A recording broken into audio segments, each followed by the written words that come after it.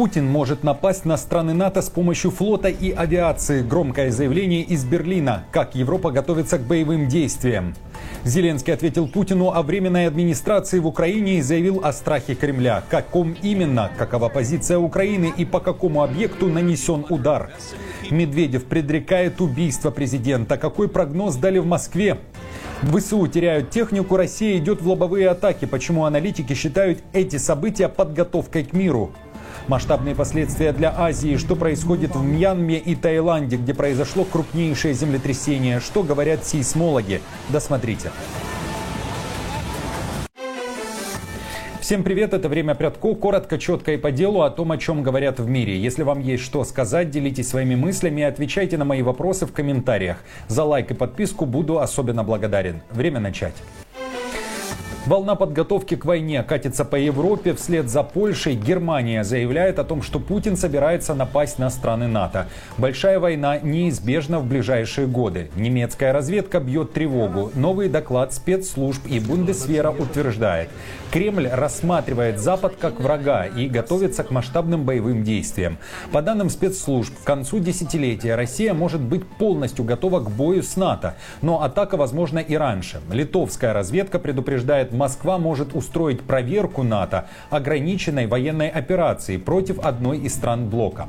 Издание Bild уточняет, что несмотря на войну в Украине, российская армия наращивает мощь, оборонная промышленность работает с опережением, потери восполняются, а расходы на армию бьют рекорды – 120 миллиардов евро в 2025 году.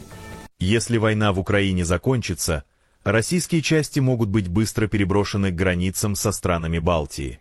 Также в документе отмечается, что российские потери восполняются, а оборонная промышленность страны производит больше, чем требуется для текущего конфликта. Напомню, что год назад Путин уверял, что у России нет намерений воевать с НАТО. Кроме того, он также заявлял, что прямой военный конфликт между НАТО и Россией поставит мир на грань Третьей мировой войны. Напомню, в Европе говорят, что веры Путину нет, так как он в свое время уверял, что нападать на Украину планов нет. Украина атакована. Накануне вечером в воздушном пространстве страны были зафиксированы десятки ударных дронов России. Летели сразу с нескольких направлений. А это, как правило, с территории Миллерово, Брянска, Курска, Приморско-Ахтарска и из Крыма. Под ударом оказался в том числе и город Днепр. Местные паблики сообщают о точном попадании в гостинично-ресторанный комплекс «Бартоломео».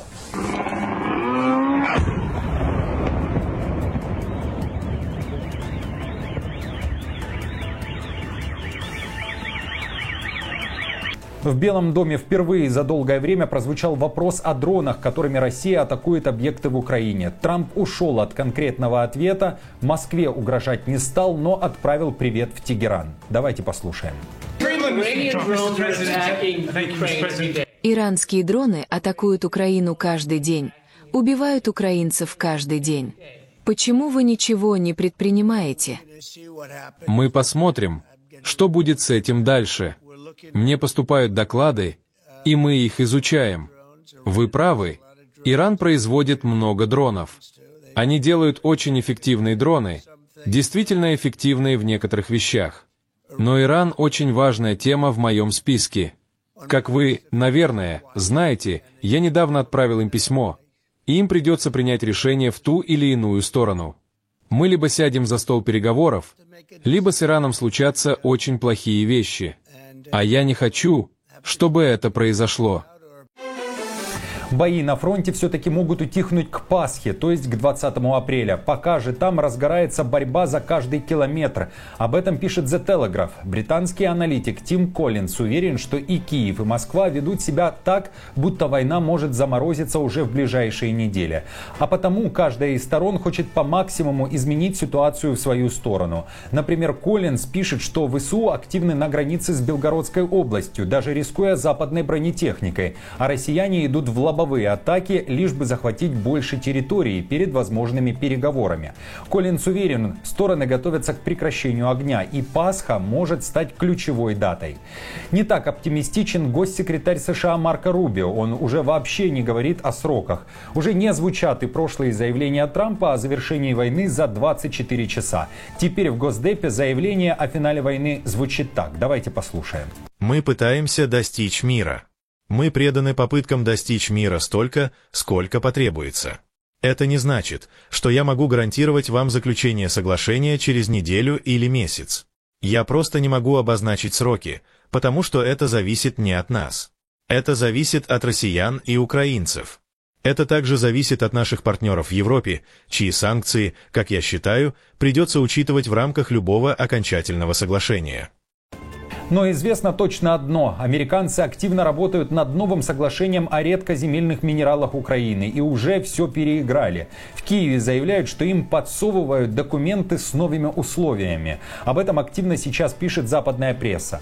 Зеленский говорит, что дальше США не будет помогать Украине бесплатно, но при этом Украина не собирается признавать военную помощь Америки долгом. Новость о сделке дошла и до Медведева. Тот в присущей ему оскорбительной форме решил спрогнозировать будущее. Американцы выкатили отличный черновой товарный договор киевскому выродку. Если киевский режим его одобрит, наркомана и компанию затем повесят на Майдане, как Муссолини. А если не одобрит, США обнулят бандеровский режим. Шах и мат.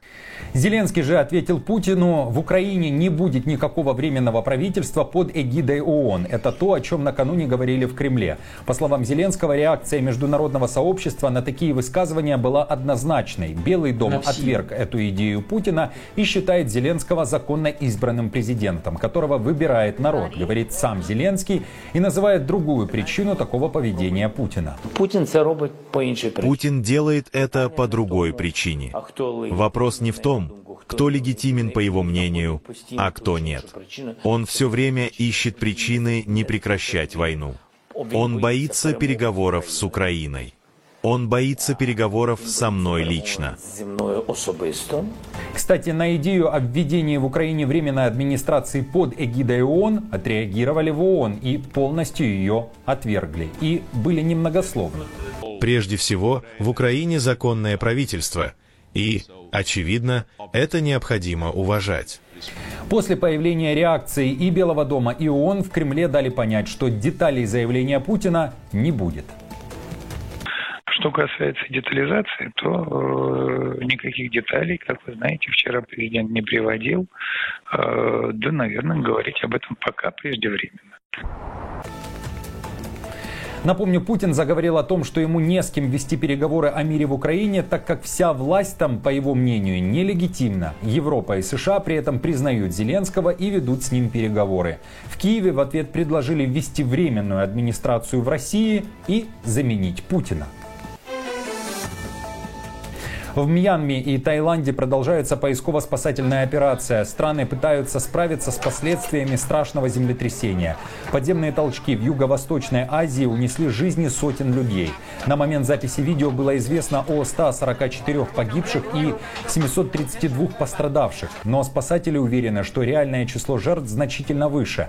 В Мьянме, в городе Мандалай, втором по величине в стране, разрушены дома, дороги, повреждены здания. Очевидцы говорят о колоссальном ущербе. Толчки ощущались в Китае и Таиланде. В Бангкоке произошла отдельная трагедия. Рухнул строящийся небоскреб. Под завалами могут оставаться люди. Введено чрезвычайное положение. За последние 100 лет в радиусе 200 километров от эпицентра сегодняшнего землетрясения произошло 14 землетрясений магнитудой 6 и выше. Самое мощное из них имело магнитуду 7,6. Оно было похоже на сегодняшнее землетрясение, но произошло в 1946 году немного севернее, в регионе Сикайн. Также в 1956 году произошло землетрясение магнитудой 6,8, довольно близко к Мандалаю. Оно нанесло значительный ущерб, но, к счастью, число жертв, по крайней мере официально зарегистрированных, было небольшим. В Китае живет женщина с генетически модифицированной почкой свиньи. Пациентке сделали пересадку 3 недели назад, и сейчас медики наблюдают за состоянием пенсионерки. Известно, что пациентке 69 лет, почечной недостаточностью страдала как минимум 8 лет. Это один из немногих случаев в мире, когда пересаженная свиная почка прижилась у человека. Команда ученых пошла дальше. Они имплантировали свиную печень в тело человека с мертвым мозгом. Орган прожил 10 дней, производил желчь и альбумин, то есть начал выполнять свои функции. Associated Press пишет, что уникальность опыта китайцев в том, что они не удаляли человеческую печень, а поместили свиную рядом, как вторую. Это вызвало споры, но стало реальным шагом вперед. Ученые генетически модифицируют свиней, чтобы их органы были более похожи на человеческие, в надежде облегчить дефицит донорских органов. Первые ксенотрансплантации в США, 2 сердца и 2 почки свиней, оказались недолговечными.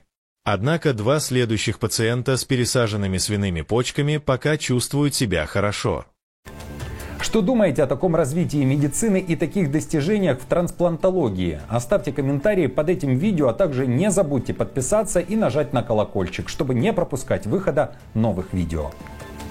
Новости за неделю собраны в плейлист, переходите и смотрите. Если хотите, чтобы это видео увидело больше людей, поставьте лайк. А если у вас есть возможность поддержать канал, в описании есть информация о том, как это сделать. До встречи!